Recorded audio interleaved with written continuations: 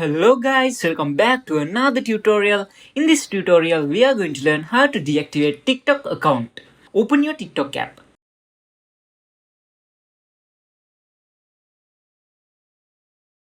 Then tap on here at the bottom right corner to go to your profile.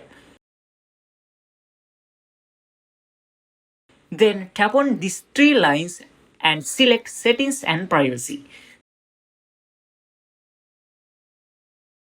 Then go to account.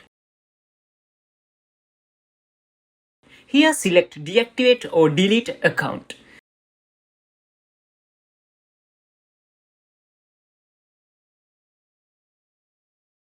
Choose deactivate account from here.